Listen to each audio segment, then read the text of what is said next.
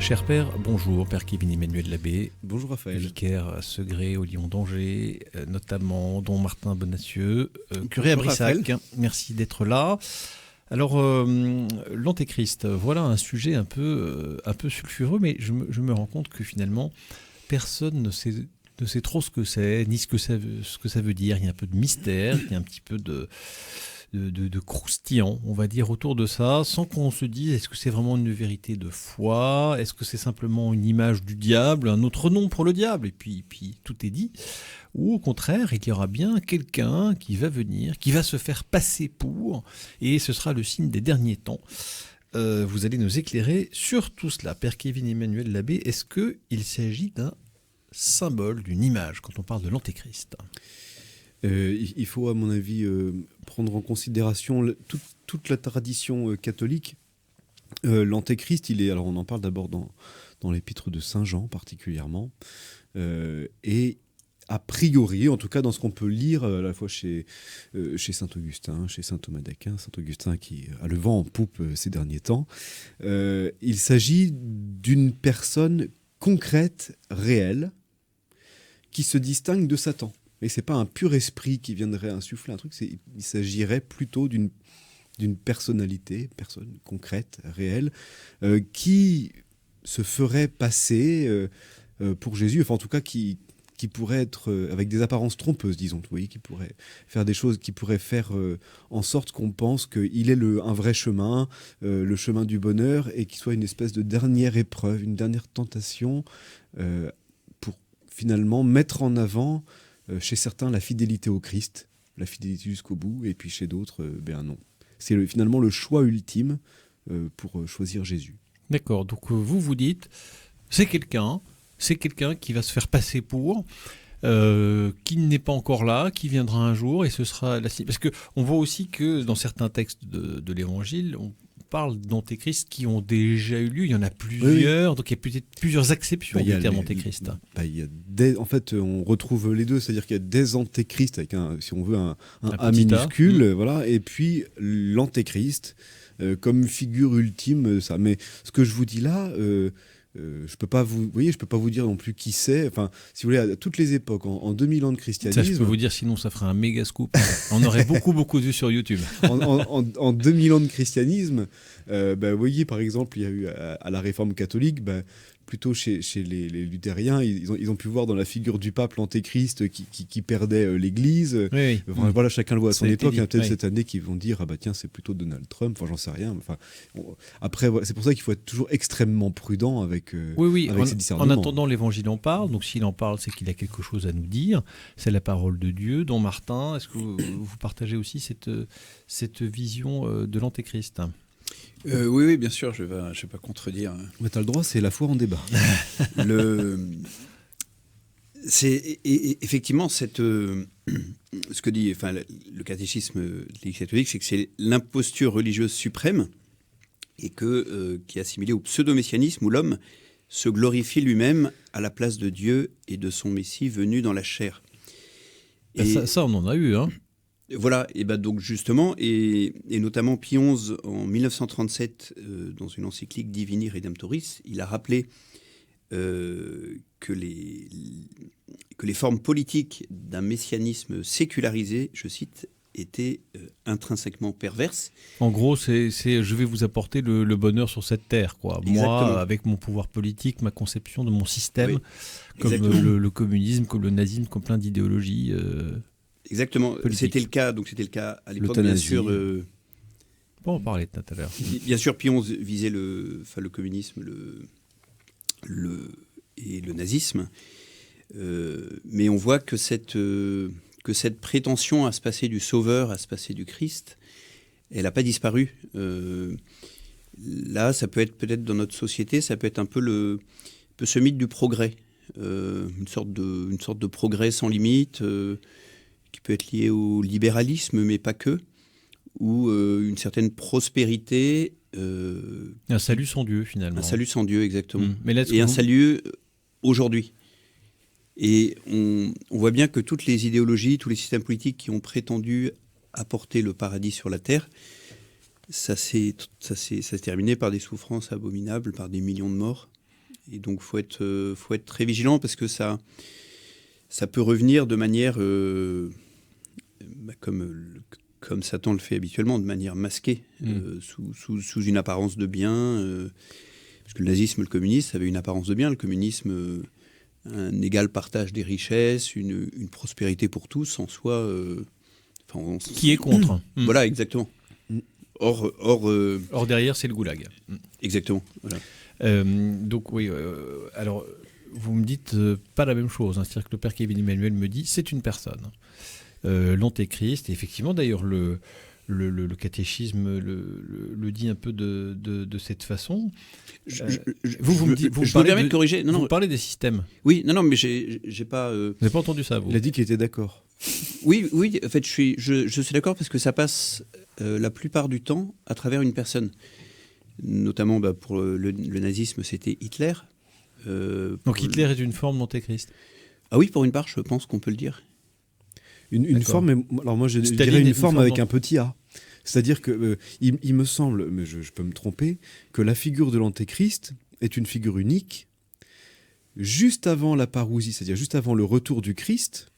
Et que vous voyez, enfin, ce que dit Don Martin, c'est vrai à bien des égards. C'est-à-dire qu'il y a des figures d'antéchrist qui ont une part forcément d'antéchrist. Mais vous voyez bien, c'est ce qu'on disait tout à l'heure, c'est que en fait, quasiment à chaque génération depuis le début de l'ère chrétienne, on peut voir une forme d'antéchrist. Les premiers persécutés ont dû voir, enfin je sais pas, dans Néron, une forme d'antéchrist. Vous voyez, donc il y en a tout au long de l'histoire, mais il doit y en avoir, à mon avis, c'est ce qui me semble, une figure ultime qui cristallise toute la définition de l'antéchrist. Ok, donc résumé, il y a des formes d'antéchrist avec un petit a, pour reprendre votre expression, Père Kevin Emmanuel, qui sont les promesses d'un salut temporel et qui en général finit par un enfer temporel plutôt qu'un salut. Et en même temps, il y a cette annonce, mais le catéchisme de l'Église catholique le dit aussi dans, je n'ai pas sous les yeux le texte intégral, mais le numéro 676 me semble-t-il, juste après celui que vous avez cité, Don Martin, où lui il fait référence explicitement à cette épreuve finale. Qu'est-ce que c'est que cette persécution finale? Qu'est-ce que c'est que et pourquoi en fait dans notre foi on en parle? C'est peut-être pour aiguiser notre vigilance sur le sujet. Attention, il y a un moment où il y aura une épreuve sur la foi, une épreuve de foi. Je peux vous lire d'ailleurs s'il vous plaît, l'article que vous mentionnez. L'Église n'entrera dans la gloire du royaume qu'à travers cette ultime Pâque où elle suivra son Seigneur dans la mort et la résurrection. Et l'accomplissement ne sera non par un triomphe historique de l'Église, mais par la victoire de Dieu sur le déchaînement ultime du mal. Et c'est là que je me permets de compléter sur cette question qu'on envisageait. Est-ce que ça passe par une personne ou par un système? Je pense quand même qu'on peut dire que ça se matérialise généralement par une personne, mais ça peut être également une sorte de système. Je ne suis pas sûr qu'il faille attendre. Donc vous ne croyez pas à une espèce de super Hitler qui serait encore plus... Hitler. Non, je ne pense pas. D'accord. Je ne pense pas d'ailleurs. Il n'y a pas un moment où on peut se dire ah oui, c'était annoncé par l'écriture, il y aura quelqu'un qui va fourvoyer tout le monde et les déboussoler dans leur foi. Non, il n'y a pas un super méga Hitler qui viendra couronner l'annonce de la fin des temps. Alors je ne pense pas, parce que dans cette annonce prophétique, puisque c'est une prophétie, elle peut se réaliser au cours du temps. Et on voit que toute l'histoire de l'humanité est jalonnée de cette prétention de se passer du Sauveur. D'accord, il n'y a pas un effet temporel, spécifique, chronologique, annonciateur des fins dernières. Père Kevin Emmanuel. Ce qui pourrait nous donner à penser qu'il s'agit d'un événement dans le temps bien déterminé, c'est la question de l'ultime épreuve. Donc si elle est ultime, c'est que c'est la dernière. Et si c'est la dernière, c'est qu'il n'y en aura pas d'autre après. Voilà, elle est dans le temps. C'est-à-dire après, c'est le retour du Christ sur la terre. Exactement. Et vraiment, vous voyez, Irénée de Lyon, tous ces pères de l'Église aussi, qui voient quand même une figure humaine concrète. Après, ce que disait Don Martin aussi très juste, c'est-à-dire que Satan est pas bête non plus, donc il va pas apparaître visible où on va dire ah bah oui c'est lui l'antéchrist. Forcément il y a quelque chose de plus pernicieux, de plus malin si on veut, qui C'est le dire. c'est le cas de dire, qui fait que c'est une véritable usurpation avec, si vous voulez, peut-être des ressemblances avec ce qui a pu se passer pour le Seigneur. Vous voyez, une question de miracle, des choses comme ça. Mais comme le disait un prof d'exégèse au séminaire, comme et c'est surtout pas comme. Si on vous dit que vous êtes comme votre père, c'est que vous n'êtes surtout pas votre père. Donc il y a des ressemblances, mais il y a aussi des dissemblances plus grandes encore, comme le dit l'un des conciles. D'accord. Donc c'est une épreuve qui est ultime. Donc je crois que la raison de cette épreuve, c'est l'exercice profond de la liberté humaine. Vous voyez, si le Seigneur revient, il revient là dans 5 minutes, et admettons, il revient, eh ben on est tous tenus de croire en lui. On le verra, on l'aura devant nous. Il n'y a donc pas d'exercice de la liberté, et donc s'il n'y a pas de liberté, il ne peut pas y avoir d'amour. Donc cet ultime choix, cette ultime épreuve permise par Dieu, non pas recherchée, mais permise par Dieu, permet pour l'humanité l'exercice complet, total de sa liberté pour au final choisir le bien et donc choisir Dieu éternellement. Merci pour cette très belle explication. Don Martin, il faut qu'on sorte de ce schéma un petit peu tentant, parce que on aime bien un peu ces annonces apocalyptiques. Il va y avoir ceci, donc on se dit tiens, peut-être qu'un jour il y aura quelqu'un qui va cristalliser tout ça.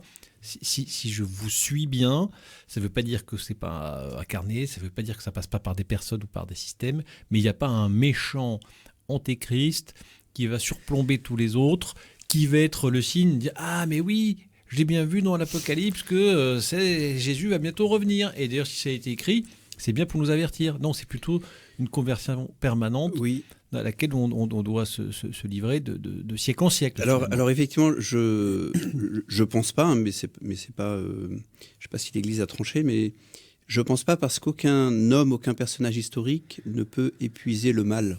Autant dire, Satan est plus grand que tous les tyrans. Et donc, s'il y avait cet antéchrist en la personne d'une personne qui viendrait dans le temps, ça voudrait dire qu'elle catalyserait le mal, ou en tout cas qu'elle serait la personne représentante de manière absolue de Satan, ce qui n'est pas possible.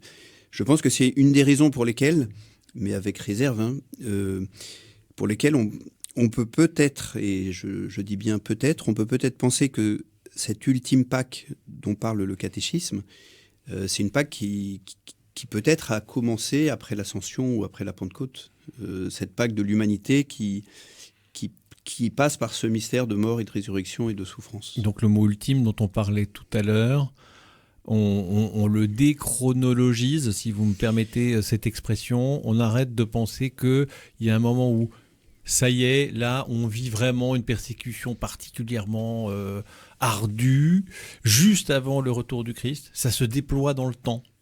On peut dire ça ?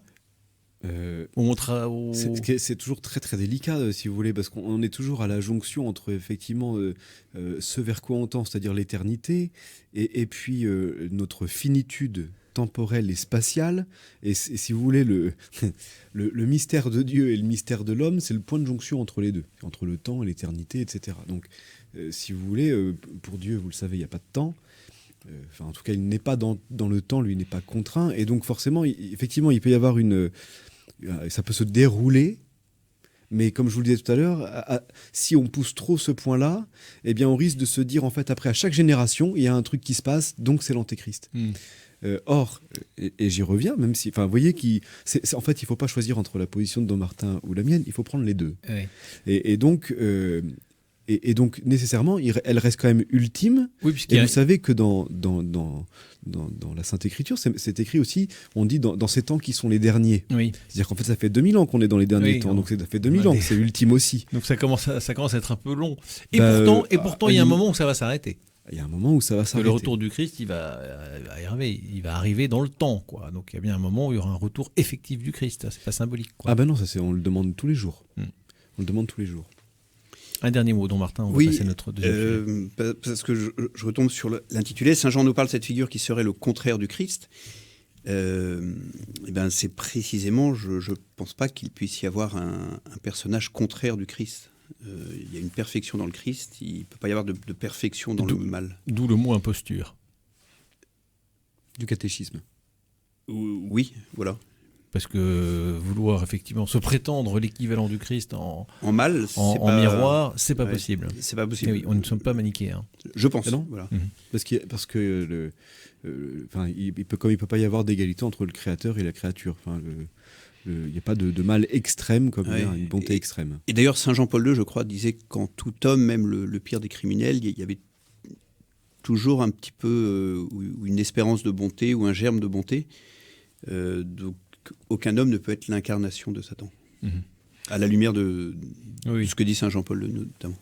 Et bien voilà, qui nous donne de l'espoir à tous. Et bien voilà, on a levé un peu le voile sur ce mystère de l'Antéchrist. Merci beaucoup.